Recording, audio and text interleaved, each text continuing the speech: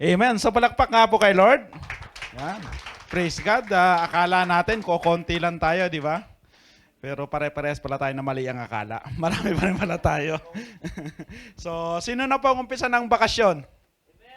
Yun. Si Pastor Mike last week pa yata, April 1 pa, bakasyon na. Si Jason, patapos na bakasyon, di ba? Nakaiba talaga si Jason. Iba talaga ang pogi, no, son? So, cute lang ba? Kasi yung kilala kong pogi, tumatahol Yan. Nakakasawa daw ba yung pogi? Naku. Sabi, ganda ng tawa ni Kuya Mark Lester. Oh. So, yun po. Muli, magandang gabi po sa atin lahat. So,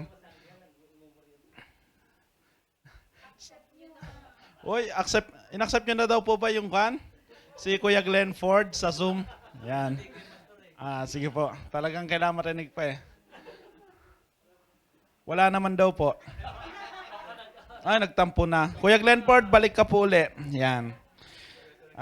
Pa-message na lang po siya na bumalik na lang. So, good evening po muli sa lahat. So, nandito na naman po tayo for another message na kung saan, pag ninilay-nilaya naman pong muli natin. So, kagaya nga po ng nasabi natin, we are going into a series of message. So, yung mga mensahero ngayong April, medyo, sabi ko nga, akala ko, Friday pa. Yun ang hirap pag series no? Kasi naantay ko yung message ni Ate Ima, tapos biglang nag-Monday ba? May 2 days na lang. So, praise God, hanggang kagabi talaga, panay title pa rin. Kaya sabi nga, still, the message of the Lord, sabi nga, when we pray, He will give us the wisdom na ipagkaloob ko ano po yung mensahe niya. So, the past few weeks, ito po yung naging topic ng mensahe natin, di po ba? Commitment at yung 4C ni Kuya Glenn Ford, di ba? Yung last natin for the topic of commitment. Commitment, consistency, sabi niya, no compromise. Ano yung pang-apat na C? Christ is our reward. So, it is indeed true that in our service, sa pagsisilbi natin sa ating Panginoon, ang reward talaga natin is having Christ in our life.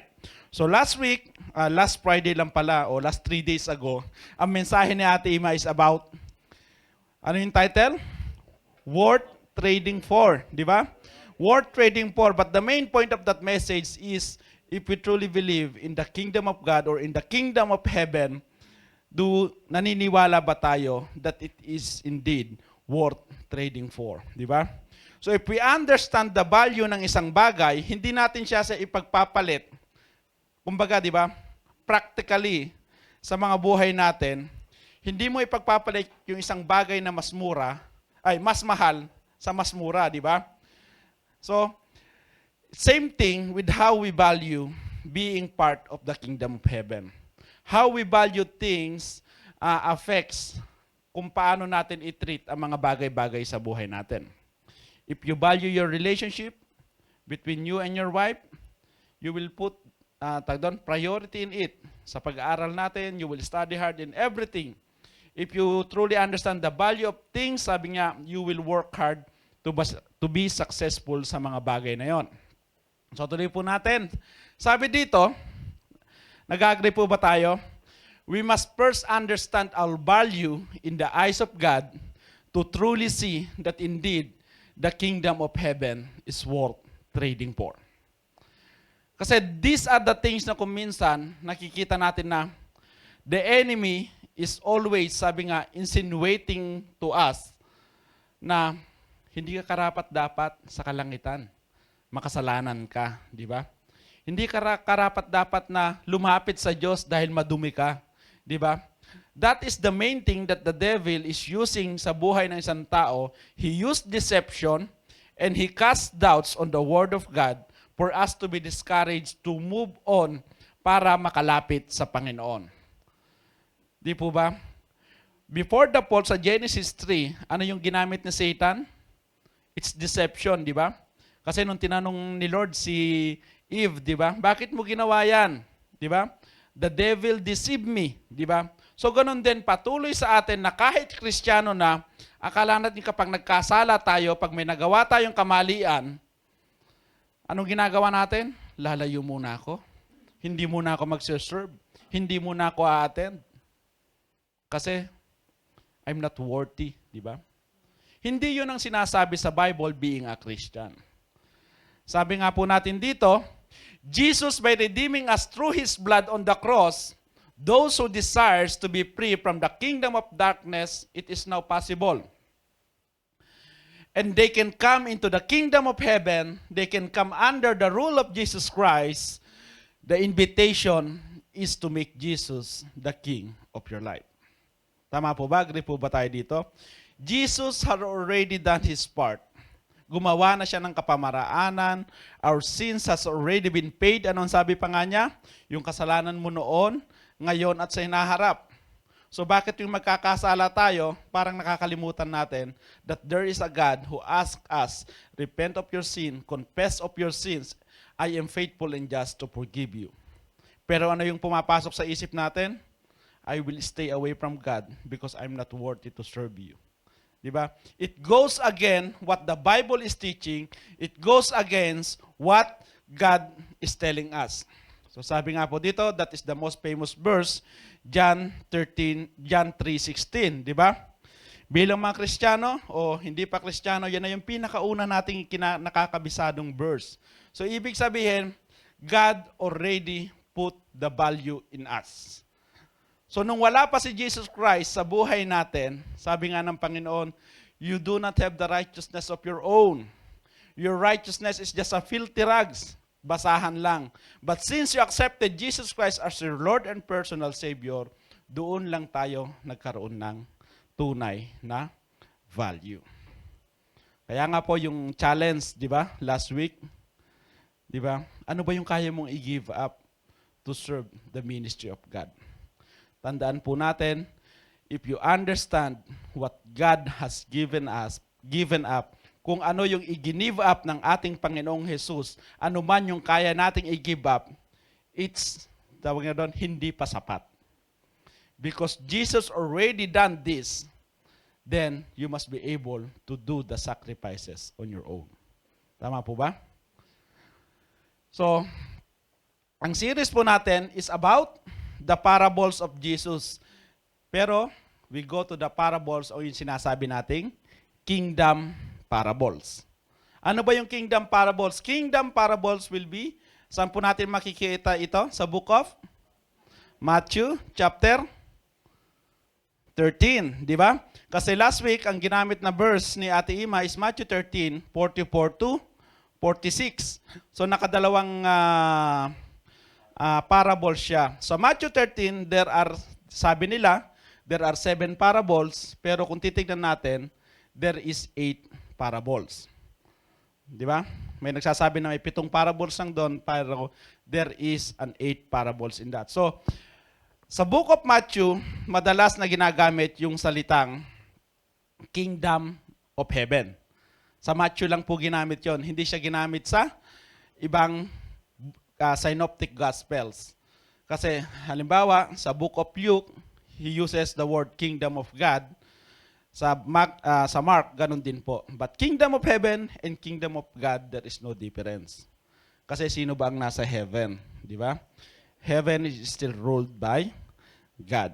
So, in order for us to understand things, in order for us, sabi nga natin, upang maunawaan yung value natin into the kingdom of heaven at kung ano yung gagawin natin to be, sabi dito, to be part or to be a citizen in the kingdom of heaven, we tend to look, di ba? Kung minsan hinahanap natin ito sa ibang lugar. Di po ba? So, ang sabi nga, in order for us to understand how to be part of the kingdom of heaven, ano ang lagi nating magiging sandigan? Ano ang lagi natin saan tayo maghahanap? That's why we always point and we always very strong in insisting about studying the Bible, about reading the Bible, and we are very strong with regards to the authority of the Bible. Kasi doon natin lahat makikita at matututunan yung mga bagay na yan. Kasi kung minsan sabi dito, sometimes in our quest to find the right answer, we overlook the very basic thing that first has to be done in order that our foundation is indeed strong and right. So, kung gusto mo maging citizen in the kingdom of heaven, saan mo ito hahanapin? In the Bible, di po ba? So, as part of this, sabi nga in the book of Matthew, makikita natin that there is, sabi nga, when it mentions the kingdom of heaven, ilang beses na mention sa book of Matthew, Ate Ima? 36 o 32 times? 32 times na na-mention sa book of Matthew yung praise na kingdom of heaven. 32, basta nasa line of 3 siya. So, we will not be kanam po muna doon.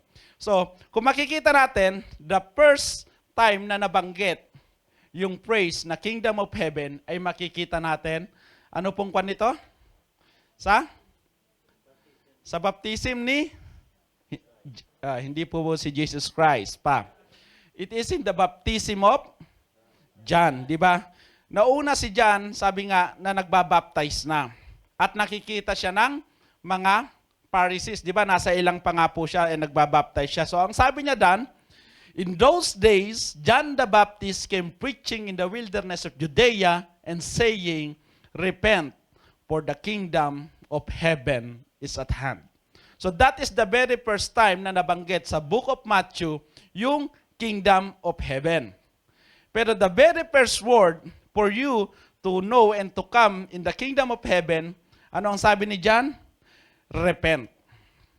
So bakit po natin ipino-point out itong word about repentance before we go to the main message na meron tayo?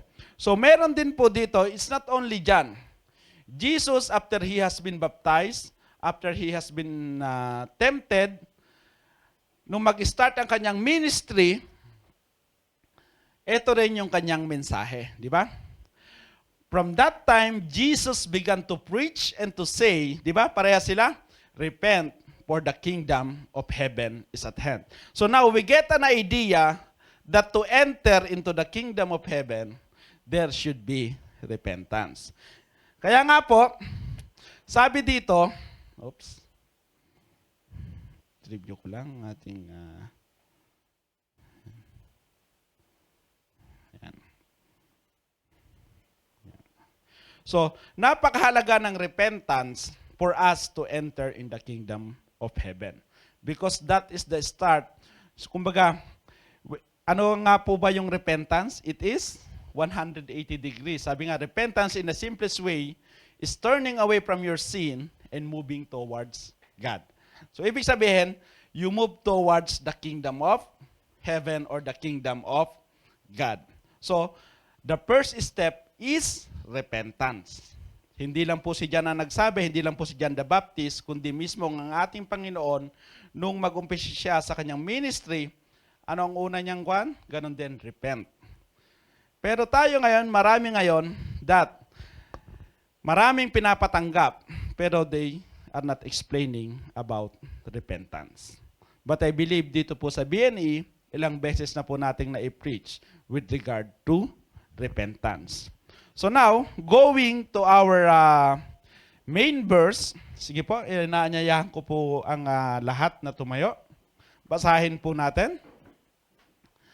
So, ang verse po natin, na pagninilay-nilayan natin ngayong gabi, is matatagpuan po natin sa Matthew 13, verses 3 to 8 hanggang 20 po ito. Kasi, babasahin lang po natin muna yung 13 to 8. Sige po, sabi niya sa verse 3, then he spoke many things to them in parables, saying, behold, a sower went out to sow, and as he sowed, some seed fell by the wayside, and the birds, some fell on stony places where they did not have much earth, and they immediately sprang up because they had no depth. They were scorched, and because they had no root, they withered away. And some fell among thorns, and the thorns sprang up and choked them. But others fell on the good ground and yielded a crop, some 100-fold, some 60, some 30. He who has ears to hear, let him hear. So sa verse 9 po yan. Sige po, samahan niyo po muna ako sa maiksing panalangin before we proceed. Lord, indeed, thank you that indeed you have given us the opportunity once again to study your words with regards to your kingdom parables, Lord God. Lord, thank you for the guidance, Lord God. Thank you for the wisdom, Lord God.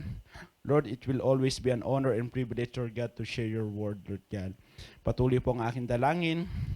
Hindi po ako ang makita, Lord God, kundi patuloy na ikaw at ang salita mo, Lord God, ang magmanifest sa buhay ng bawat isa, Lord God. Let your word, let your message tonight, Lord God, will truly, Lord, teach us. Hindi lamang po ang mga kapatiran, kundi ako rin po, Lord God, na nagtuturo ay patuloy, Lord God, na matuto sa kung nais mong ituro sa amin ngayong gabi, Lord God. Lord, there are things still that you want us to understand, Lord God. There are truths in your words, Lord God, that you want us to stand on, Lord God. Kaya ang aking dalangin ngayong gabi, Lord God, set our heart, set our mind, set our focus unto your word, Lord God. Do not allow anything, Lord God, to take up, Lord God, yung time namin, Lord God, to hear what you are about to teach tonight, Lord God. Lord, I pray for the brethren, Lord God, that may you illuminate your mind, Lord God, illuminate their mind, Lord God, together with the guidance of the Holy Spirit, upang nga sa gayon, Lord God, as I preach, as I teach, Lord God, indeed, they will also understand, Lord God, what you are saying, Lord God, what you want us to receive ngayong gabi, Lord God. Lord, thank you once again, Lord God. At patuloy po, Lord God, na sa iyong papurit pasalamat pagsamba. Amen and amen. Sige po, makakaupo po tayo. So most of us, familiar na dito, di ba? Anong part ng Bible ito? Parable of the sower. Tama po. So makikita natin ito. Ito yung first parable na binanggit ng ating Panginoong Jesus in the book of Matthew. So sabi nga natin kanina, some says there are 7 parables, kasi yung 7 parables ay nag-uumpisa na the kingdom of heaven is like, di po ba? Kung mababasa natin. But this parable, the parable of the sower, hindi po siya nag-umpisa sa phrase na the kingdom of heaven. But it is still part of the kingdom parable. So sabi nga po natin, pag nakita natin yung verse na to, ang agad na pumapasok sa atin is parable of the sower, di ba? So, even in the Bibles, di ba, sa mga paragraphs, ang title niya talaga is Parable of the Sower. So, tignan po natin. So, konting review lang when it comes to the Gospel of the book of Matthew. So, yung nga, nasabi na rin ni Ate Ima, kaya po, Kingdom of Heaven ang ginagamit ni Matthew is because his audience is primarily mga Hudyo. So, ibig sabihin, they are very sensitive in the word God. So, in order to avoid that, si Matthew, ang ginamit niya is heaven. So sabi dito, ano ba yung napapaloob doon? Kaya niya po isinulat tong message na to. The Jews o yung mga Hudyo is awaiting for the coming of Messiah that has been promised to them doon pa sa Old Testament. Di ba yun ang pangako? Sa Genesis 3:15 pa lang hanggang sa last book of the Old Testament, which is Old Testament, last book of the Old Testament. Malakay, di ba? Sa Malakay, andun din yung prophecy with regards to the coming Messiah. So dito, in the book of Matthew, sabi nga po ng ibang theologians and commentators, there is 5 sections.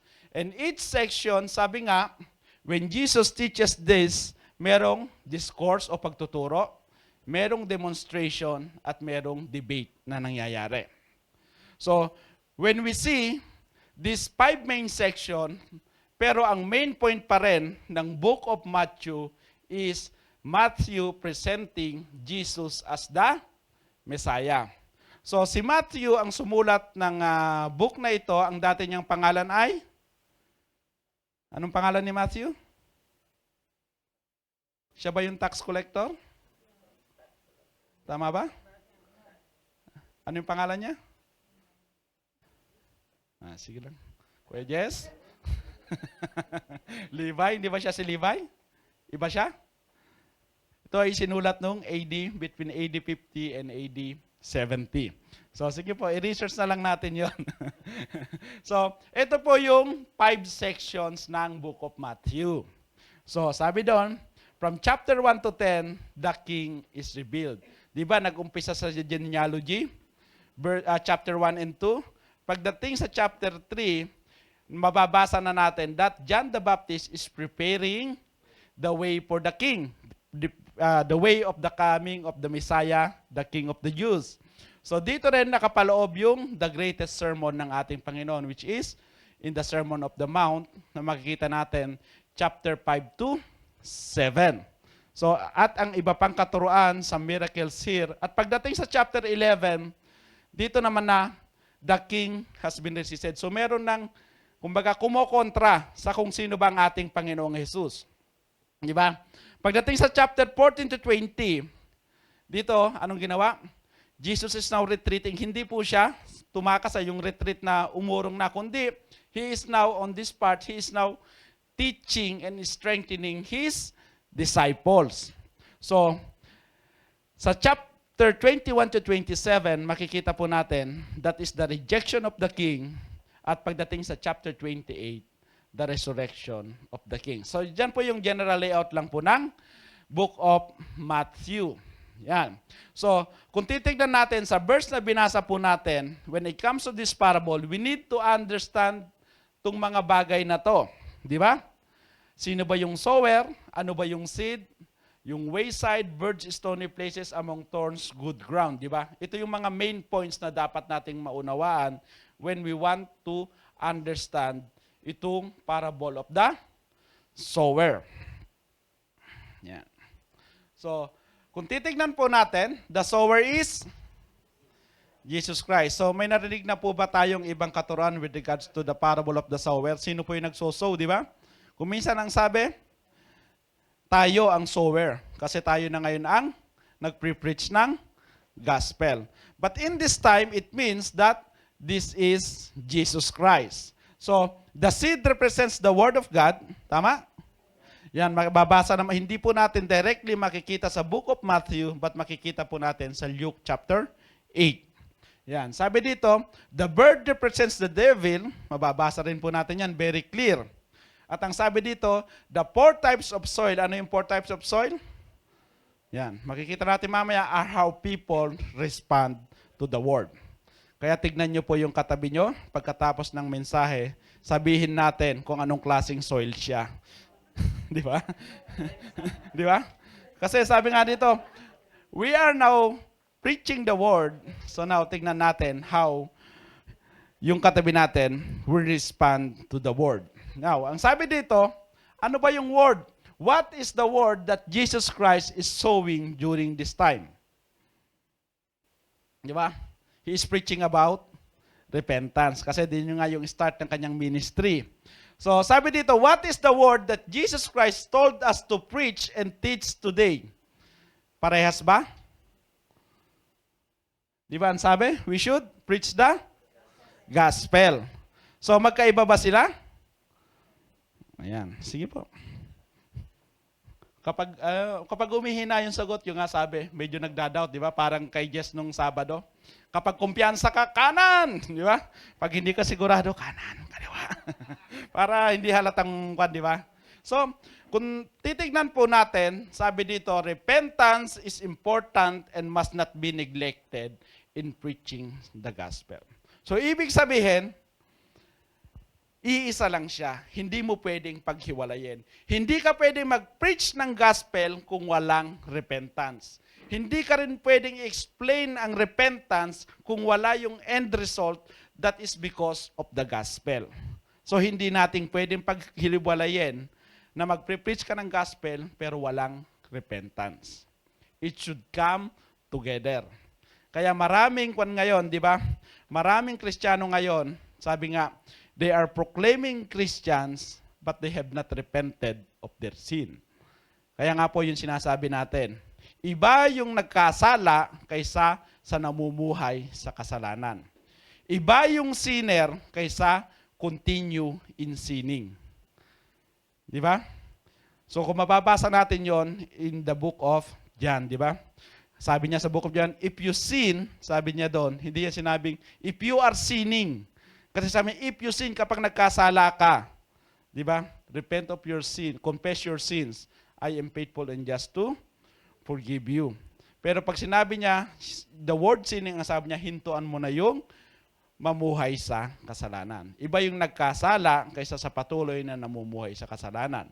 Para matigil siya sa pamumuhay ng kasalanan, kailangan nating ipaunawa kung ano ba yung tunay na repentance. So sabi dito, repent was the first word of the John the Baptist Gospel, first word of Jesus' Gospel, first word in the preaching ministry of the 12 disciples.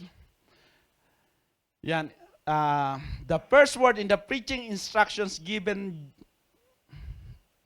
to his disciples after his resurrection, the early churches, ano pa?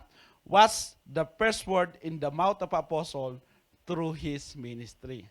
Kaya nga, napaka-importante bilang isang Kristiyano na uunawaan natin yung salitang repentance. Kasi tayo mismo, before we can truly grasp and accept the true gospel, we must first have the true repentance. Yan.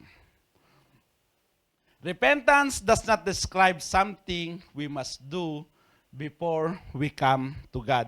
It describes what coming to God is like.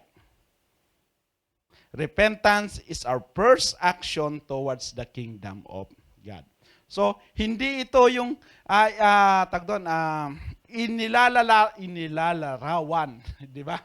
Kung ano yung dapat nating gawin. Kundi, ang sabi niya, ito yung unang bagay na dapat nating gawin towards the kingdom of heaven. So, nakikita ko yung timer. Kaya mamadali tayo. Huwag niyo masyadong ilalabas, natetense ako. Wala namang pasok bukas, kaya... So, meron ba? Sino may pasok pa bukas? Sige lang, kami wala naman eh. So sabi ni Chuck Smith, di ba? Siya po yung pastor ng Calvary Chapel, patay na po siya, sabi niya, years ago when I was in the Bible college, a professor told the class that we should not seek to speak on the parables until we had been the ministry for 20 years. Ate, may ilang taon ka na sa ministry? Pati rin ako napaisip napabilang ko ilang taon na ba ako. Kaya sabi ko nga, the Bible will interpret itself. Kaya yan po yung pinili kong parable. Kasi yan po yung isa sa dalawang parable na in-explain ni Jesus Christ. So, sabi po dito, the parable of the sower, ang explanation niya ay makikita natin sa verses 18 to 23. Sa Luke, yan po siya. Yan. Hindi ko na po babanggitin. Nakikita naman po natin to save time. Nagkahabol po tayo ng oras. So sabi dito, Jesus tells the parable. Jesus tells the purpose of the parable. Di ba, tinanong siya kanyang mga disciples, bakit ba kailangan mo pang magturo in parables? Di ba? So, sinabi niya yung purpose ng parable. Sabi niya, kayo, di ba, you will understand but them will not. Di ba? Sabi niya din dito, Jesus tells the meaning of the parable. Hindi po every time na magsabi si Jesus Christ ay i-explain niya yung meaning ng parable. So, these are the only two parables na may explanation si Jesus Christ. Kaya nga, kung si Jesus na nag-explain, wala na dapat further explanation. So, tandaan po natin, when it comes to the parable, there is only one truth and one principle. So, yun po yung kailangan nating hanapin while we are teaching. Yan. So, meron tayo, in this parable, sabi nga natin, some called it the parable of the sower, some called it the parable of the soil. Bakit po inilagay natin itong dalawa na to? So, sino ba ang tinuturuan dito? Ang sower ba? Ano ba ang main point ng parable? Is it the sower or is it the soil? Di ba? Kasi wala naman nang dapat ituro tungkol sa ating Panginoong Hesus. It is the same sower who sowed the seed on the 4 types of soil. So, kaya tignan po natin. Unang type of soil is wayside. Ano ba ibig sabihin ng wayside? In Tagalog, ito yung pilapil. Di ba? Ito yung daanan ng tao. Di ba? Dito, anong yung tumutubo? Walang pakialam kahit anong tumubo, aapakan lang ito ng mga tao. Ito yung daanan lang ng mga tao. Ito po yung ibig sabihin ng wayside. So kapag daanan ng tao, di ba? Sino po yung mga lumaki sa bukid? Kapag daanan ng tao, kailangang matigas yun, di po ba? Matigas siya. Kasi para pag dinaanan, hindi ka lulubog. Hindi mo rin pinapatabaan, di ba? Tinatabasan mo lang para hindi masyadong lumago yung damo. Pero walang tutubong halaman doon. Kapag may tumubong halaman, anong ginagawa? Tinatanggal pa. Kasi wala rin namang silbi kasi dapat daanan yon, di ba? So ang sabi niya sa verse 19, in-illustrate niya yung wayside soil. Sabi niya, when anyone hears the word of the kingdom and does not understand it, then the wicked one comes and snatches away what was sown in his heart. This is he who received the seed by the wayside. So ibig sabihin, narinig niya yung salita pero hindi niya naunawaan. Di ba? Narinig niya yung salita pero hindi niya naunawaan. So sabi dito, ito yung isang reminder sa atin. When you come to church, do not waste the opportunity to listen to the word. Di ba? Sabi nga ng isang kapatid nung nagkukwentuhan kami, sabi niya, sumasakit daw yung loob niya kapag nakikita niya may mga kapatid na lumalabas during preaching. It is a realization for us na yung pagpunta natin sa church ay hindi lang yung umawit. Pagpunta natin sa church ay hindi lang maka-fellowship. But the most important thing, aside from praise and worship, aside from the fellowshipping, the most important thing is listening to the word of God. So sabi dito, hindi sapat na nakikinig lang tayo, kundi dapat pinapakinggan natin. Di ba? Iba yung narinig mo kaysa sa pinapakinggan mo. Yung narinig mo, you can listen to anything without putting attention to it. Kapag sinabi mong pinapakinggan mo, you are putting your attention to it at inuunawa mo kung ano yung tinuturo. Tingnan nyo nga yung katabi nyo. Nakikinig? Ha? Praise God. Tuloy po tayo. Yan. Ano pa yung sabi niya? Huwag sanang maging matigas ang puso natin pagdating sa salita ng Panginoon.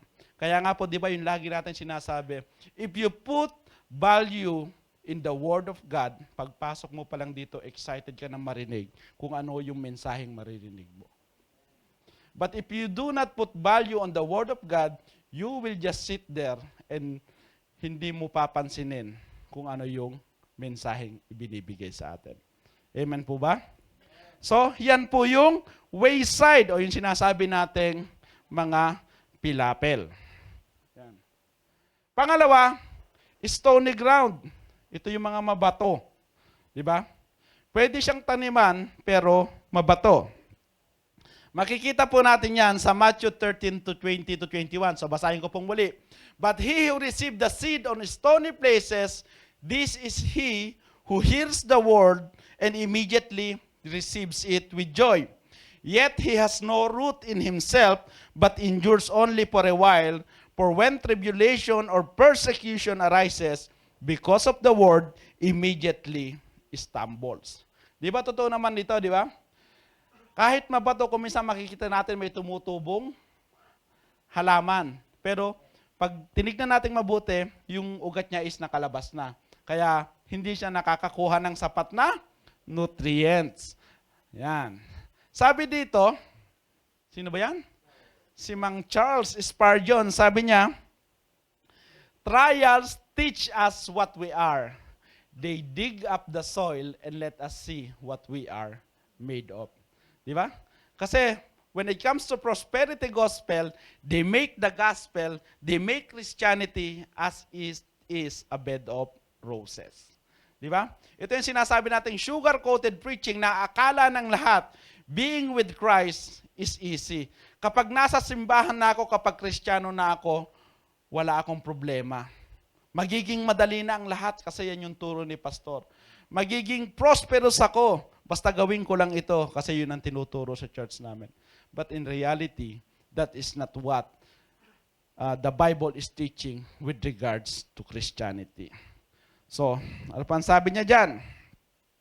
Sabi uli ni Mang Charles, medyo hindi ko po nakausap si Mang Body ngayon. Mamaya na siya, kaya si Mang Charles muna ang ating pag-references. Sabi niya, I want you clearly to understand that the fault did not lie in the suddenness of their supposed conversion. Di ba? Yung stony ground, di ba?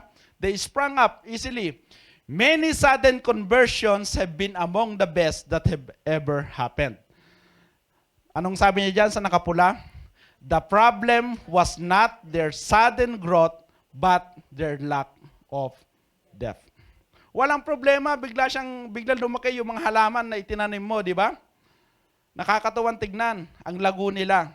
Pero nung tignan mo, hindi pala sila nag-ugat masyado. So ano yung sabi dito? It is not the height that is important. Di ba? It will always be the depth that will determine how strong a tree will become.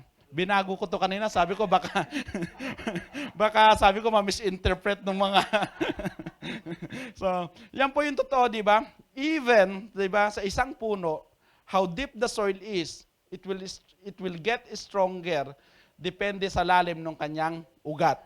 So, ganun din tayong mga Kristiyano. Sabi nga, uy, ang ganda ng message, na-enjoy mo. Di ba? Na-excite ka. Pero, hindi naman nag-ugat sa puso mo.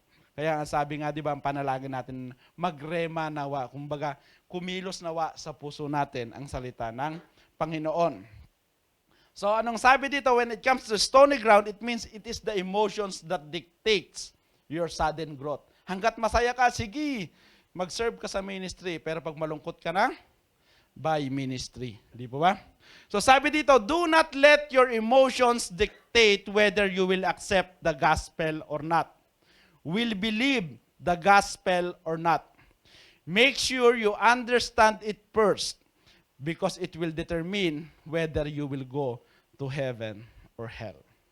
Sabi niya diyan, Jesus, when He teach and preach, He makes sure the people understand His message.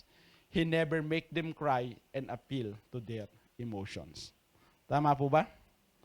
Tama? Nabasa niyo po ba sa Bible yan? Hindi sumagot na. Ha? Walang verse po ba? Pero it is implied, kung binabasa po natin, laging pinapaunawa ng ating Panginoon, you must understand. Andun dapat na hindi lamang emotionalism. Kasi di ba, nung nakikita yung miracles, ang daming sumusunod sa ating Panginoong Jesus. Nung ipako sa krus, yung mga sumusunod na yon, sila pa yung kasamang ipako si Jesus. Di ba? 8 minutes na lang daw. So, ang sabi din dito ni Mang Body, sabi, nowhere in the New Testament will you find that salvation is about accepting Jesus. Nowhere are you called to accept Jesus. Nowhere in the New Testament will you find that salvation is about asking Jesus into your heart. Nowhere in the New Testament are we told to ask Jesus into our heart. Nowhere, nowhere, nowhere. Sabi niya, dahil wala po doon. Ang sabi niya, what we are told and again is to repent and believe. Amen? Di ba? Nabasa na natin. Napaka-importante nung salitang repentance. So pangatlo, kaya ba natin within 9 minutes? Yan. Pwede pang magpa-extension? 5 reals. 5 reals per minute? Pastor Mike? So sabi dito, so nasa pangatlo na po tayo, di ba? So, una, wayfinds, di ba? Yung pilapel, mabato. Pangatlo is, thorny ground, o yung ibig sabihin, madamo. Di ba? Hindi po thorny as in, tag doon, matinik. Madamo po siya. So, sabi dito, now he who receives seed among the thorns is he who hears the word, and the cares of this world, and the deceitfulness of riches choke the word, and he becomes unfruitful. So, nag-ugat siya, lumago siya, pero ang sabi niya, the cares of this world and the deceitfulness of the riches of the world, deceitfulness of riches choke the word. So, ibig sabihin, lumago siya sa isang lugar na kung saan madamo. Kumbaga, maraming kakumpetensya. Di po ba? So, tignan po natin. How committed are you in your spiritual growth? Di ba? Kasi sabi niya, cares of the world, di po ba? How committed are you in your spiritual growth? Ito, natanong din ni Ate Ima last Friday. What are your priorities in life? Where does Jesus and His Word rank in that list? Pangatlong tanong po natin, do you really look forward spending your eternity in the kingdom of heaven? Amen. Praise God. So, as a Christians, when we receive Jesus Christ as our Lord and personal Savior, we face three-pronged war. So, ibig sabihin, nakikipagyera tayo in three ways. Di ba? Sabi po yan ni Dr. Roy Bersosa sa isa sa kanyang mga preaching. So, ang sabi po niya, we have an internal enemy, which is our flesh. Tama po ba? Di ba? Kapag pagod ka, parang ang hirap umattend sa church. Kapag may labada ka, ang hirap iwanan. Kasi kailangan maputi siya. Di ba? We have an external enemy, which is the world. Di ba? Yung mundong ginagalawan po natin. We have an infernal enemy, which is the devil. Tama po ba? So we are battling these three things when we come to Christ and we called ourselves as Christians. So paano nagiging madali ang pagiging Kristiyano? Di po ba? Mas maganda pa nung hindi pa ako Kristiyano kasi hindi ko kaaway si devil. Di ba? Hindi ako nag-i-struggle sa world. Di ba? At yung flesh ko nag-i-enjoy. Di po ba? Nung hindi ka pa Kristiyano. Pero nung Kristiyano ka na, yung tatlong bagay na yan, kaaway muna. Di ba? It has been a struggle. So, this is one of the famous verse sa John 2:15-17, di ba? Sabi niya, love not the world, neither the things that are in the world. If anyone love the world, the love of the Father is not in him. For all that is in the world, the lust of the flesh, the lust of the eyes, and the pride of life is not of the Father, but is of the world. And the world passed away, and the lust thereof, but he that does the will of the God abide forever. So ilang beses po nabanggit yung salitang word? Huwag nyo na pong bilangin, magtatagal tayo. Ha? Pero marami, di po ba? So, yung salitang world, ano ba yung understanding natin sa salitang world? Mundo, makamundo. So ang sabi niya dito, kung titignan natin, huwag mong mahalin ng makamundo. Di ba? Tama ba? Tama ba? Papasok ba siya? Tama ba yung grammar? Kung sinabi mong, sabi niya, ang world ay makamundo. Pag tinagalog mo yan, huwag mong mahalin ang makamundo. Di ba? So in Tagalog, sabi niya, the world can be ang mundo. Di ba? Ang tawag doon. Yung iba pa. Tuloy na lang po tayo. Yan, sige na. Tatagal tayo, nangangawit yung kaliwa ko. Yan. So the word in Greek is cosmos. Di ba? Ito po yung ginamit in the Bible when we see the word, yung salitang word is cosmos. So ang sabi dito, pag i-translate natin, ipalit lang natin yung salitang cosmos. Sabi dito, love not the world, neither the thing, love not the cosmos, the things that are in the cosmos, and so on and so forth. So, before the fall of man, ito po ay kinuha ko rin po kay Dr. Roy Bersosa, sabi niya, may dalawang meaning ang word na cosmos. Alam po ba natin yon? Hindi. Yan. Sige, tuloy natin. Sayang, may pa-premyo sana kayo kay Pastor Mike. Di ba, bibigyan niya sana kayo. Ano yung pastor, yung blend mo? Pinopromote na yun, pastor. So, before the fall of man, may dalawang ibig sabihin ang salitang cosmos. Para maunawaan po natin itong context ng verse na to. Sabi niya dito, it could be the planet or the people. So, imagine niyo po, in order for you to understand this verse, subukan nyo kayang ipalit ito at basahin nyo kung ano yung magiging ibig sabihin. Ano kaya yung tatama? Di ba? Love not the world, di ba? Love not the planet, neither the things that are in the planet. If any man love the planet, the love of the Father is not in him. Di ba? Kapag nilagay naman natin yung people, love not the people, neither the things that are in the people. If any man love the people, the love of the Father is not in him. Tama po ba? People in the world para magkasundo na daw sa natin yan. But after the fall of man, di ba? After the fall of man, nagkaroon na po ng pangatlong meaning ang salitang cosmos. Ito po yung sinasabing the perverted systems of the world. O yung sinasabi nating cultures of the world, teachings of the world.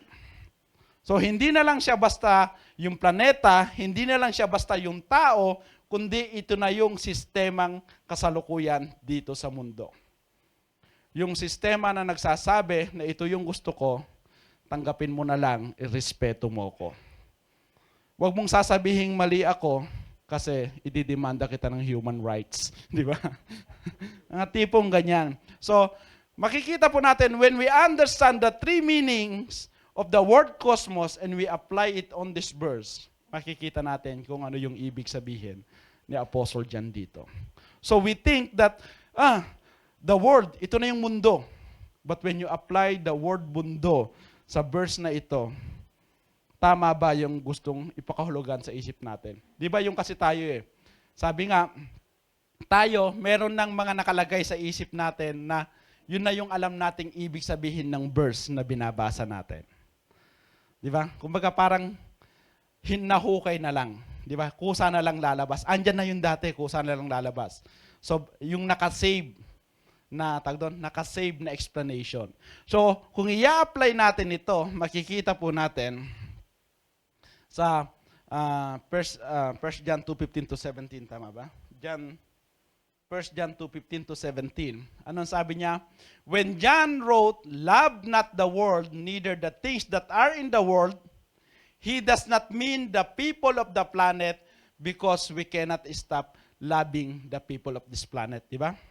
Kahit nga kaaway mo, sabi ni Lord, you must love your enemy. Di ba? Sabi niya, hindi mo lang basta mahalin yung mga taong kamahal-mahal. Kahit hindi mo nga kilala, dapat mong mahalin, di ba? Dahil yun ang commandment ng ating Panginoon. Sabi niya, John is telling us to stop loving and following the perverted system of the world o yung sinasabi nating the way of life na sinasabi dito. Di ba? Simba now, enjoy later. Di ba? Ano pa? Okay lang yan. Ang importante, nasa simbahan ka. Those are the systems of the world na sabi nga, pag nag-preach ka ng gospel, dapat hindi ka maka-offend. Di ba? Kapag yung katotohanan ng ipine-preach mo ay nakakasakit, dapat medyo i-light mo lang. Di ba? Para hindi naman siya masaktan masyado, baka hindi na bumalik. Di ba? This current system will always choke us and will render us unfruitful. Kaya yan po yung sinasabi dun sa Matthew at yun din ang sinasabi dun sa Book of John. Hindi sinabi sa Book of John na huwag mong mahalin ang mundong ito, huwag mong mahalin ang mga tao sa mundong ito dahil hindi sila Kristiyano. Kundi ang sinasabi sa salita ng Panginoon na sinulat ni John, huwag mong mahalin ang sistema ng mundong ito sapagkat ang sistema ng mundong ito ilalayo tayo kay Kristo. Tama po ba? Agree po ba tayo doon? Amen. Tuloy pa po tayo. Conclusion na. Overtime na yata Ha? Tuloy daw sa yan. May pang-apat pa, yung good soil. Lahat tayo gustong maging good soil di po ba? Tignan nyo nga yung katabi nyo, good soil pa ba? Amen, praise God. O medyo may bato-bato na. O medyo may tinik-tinik na. Tignan mo natin. Yan. Sabi dito, makikita po naman natin ito sa verse 13 to 23. Sabi niya, but he who received the seed on the good ground is he who hears the word and understand it, who indeed bears fruit and produces some 100-fold, some 60, some 30. Tama? Some 60, some 30. So, question and answer na naman po tayo. Be honest. Sabi dito, how do we respond to the word? How do we respond to the word? Baliwala lang ba? When you hear the word, baliwala lang ba? Sabi mo nga, I am not care. Di ba? I am not care.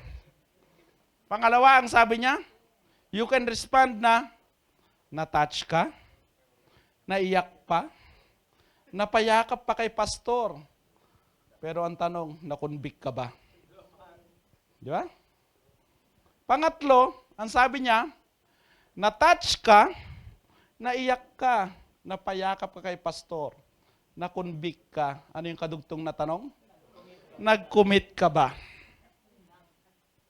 Di ba? Ganda ng mga tanong no? Yes, yes, yes. Tapos sa panghuli, bahala na kayo dyan. Kayo tinatanong ko, hindi naman ako. Kaya kayo sumagot niyan. Di ba?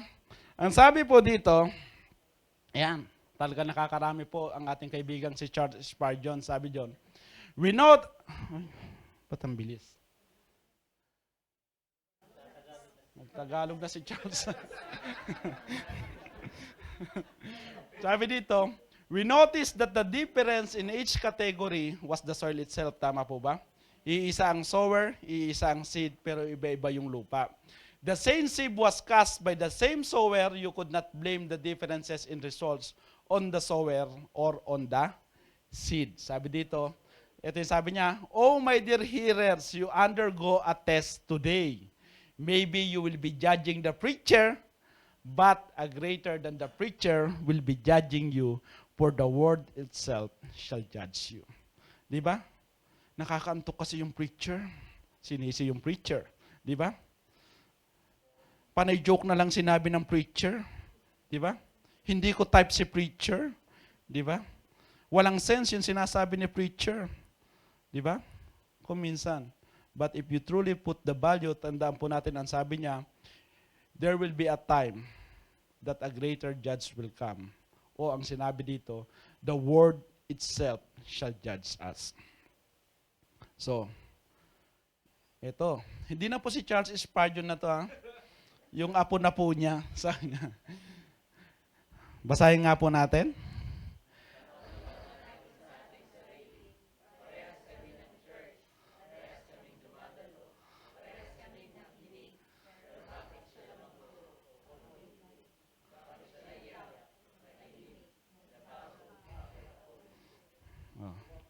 Ewan ko sa inyo. Yan. Those are the simple questions na kumbaga marirealize talaga natin. We will come into the realization that sabi nga may responsibilidad din tayo bilang nakikinig sa mga salita ng Panginoon. Kaya nga, ito yung lagi namin sinasabi, people will come and go in the church. Some people will grow, some will not. Pero as long as we know na ang itinuturo natin ay tama, we will just proceed with it. So sabi dito, challenge to the listeners of the word pala. When we saw the word tonight, if you hear it, ano ba yung response natin? Sabi diyan, tanungin daw natin ang ating sarili. What kind of soil am I? How can I prepare my heart and mind to be the right kind of soil? This parable invites action so that we would receive the word of God to full benefit. So ano pa yung isa? Ito naman sa nagpre-preach ng gospel para sa akin o sa atin to na nag-share. When you sow the word, what is your motivation? What is your purpose? Tandaan po natin, do not lose heart even though it may seem that few respond, God is in control and the harvest will certainly come. Huwag tayong panghinahan kahit 2 or 3 are gathered in my... Ay, mali pala bro. Sorry, joke. Di ba? Tandaan po natin na kahit ilan lang ang tumatanggap, hindi po natin alam kung kailan tutubo yung seed na naisow natin. Sabi nga, ang role natin is to preach and to teach, but for the seed to grow, it is the work of God sa buhay ng isang tao. Conclusion na po tayo. Praise God. Palakpak nga po para kay Lord. Yan. Talagang mga good soil sila. Sabi dito, for us to bear fruit as a Christian, we must hear and understand the word. It will take commitment, consistency, and putting value to the word. So sabi nga po natin, kapag nandito tayo, if you put the true value to the word na gusto nating mapakinggan, we will always be focused and attentive. Aim to be a good soil. Tama?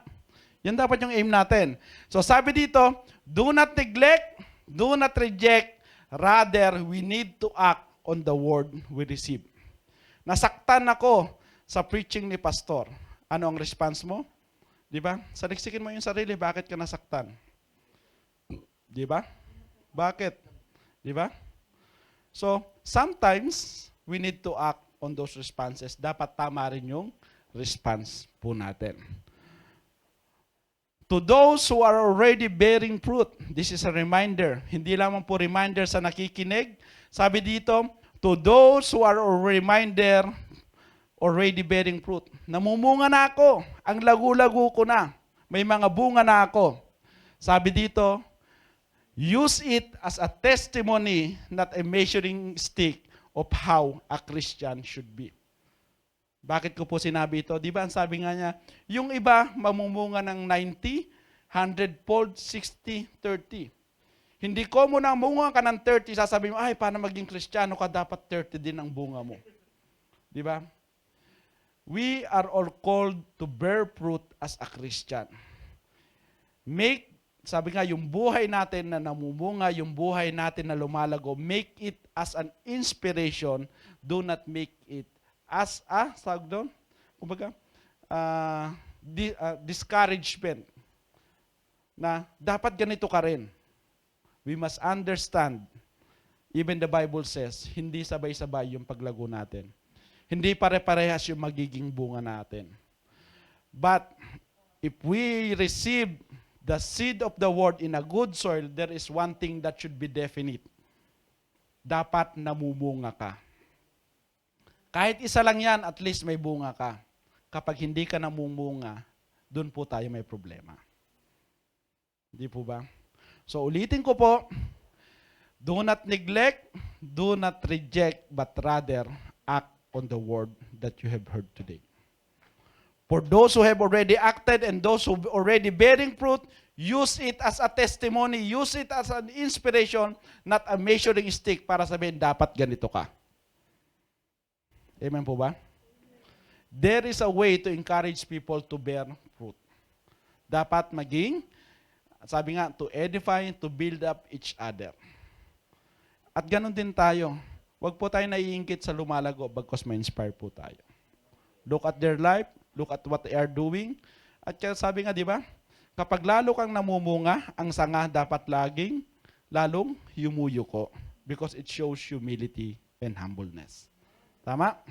So, sabi po dito, we will end in the verse in Psalm 119 to give us the right perspective when it comes to the Word of God. Sabi niya, how can a young man cleanse his way?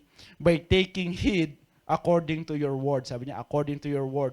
With my whole heart I have sought you, O let me not wander from your commandments. Your word I have hidden in my heart that I may not sin against you. So sabi niya, yung salita ng Panginoon, ang sundin natin. Yung salita ng Panginoon at ang kanyang mga commandments, ang sundin natin. At ang salita ng Panginoon, ang itago natin sa puso natin upang hindi tayo magkasala. So, ano yung final verse natin? To God be the glory. Sige po, tumayo po tayo. Padakpakan natin si Lord. Amen, Lord. Indeed, we thank you, Lord, for this night, Lord God. Thank you for your message, Lord God, that indeed, Lord, it is very important, Lord, napakahalaga kung paano kami mag-respond sa mga salitang patuloy, Lord, na itinuturo mo po sa amin, Lord God. Lord, huwag mo pong gawin, Lord God, na matigas ang puso po namin sa iyong mga salita, Lord God. Bagkus, Lord, tulungan mo po kami, Lord God, that every time we hear the word, every time we hear preachings, every time we hear teachings, Lord God, Lord, give us the right wisdom and discernment to understand the word, Lord God. Sapagkat ito po, Lord God, we want to be a good soil, Lord God, ng mga salita mo, Lord God. Yung soil na kung saan, Lord, mamumunga ang bawat salita, Lord God, at makikita nga po ito sa buhay po namin. Lord, you ask Christian to bear fruit. Sabi mo nga, to bear much fruit, Lord God. Kaya, Lord, ito po yung nais namin, Lord God, but the foundation will always be your word, Lord God, and your word alone. Lord, thank you for this night, Lord God. And as we go, Lord, continually to worship you tonight, Lord God, patuloy ka pong kumilos sa kalagitnaan po namin, Lord God. Lord, ang mga salita mo ngayong gabi, Lord God, will open our heart, will inspire us, Lord God, to act more, Lord God, sa kung ano po yung nais mo gawin namin, Lord, para sa kapurihan mo po lamang. Lord, maraming salamat sa gabi pong ito at muli, purihin ka, dakilain ka sa buhay po namin. Amen.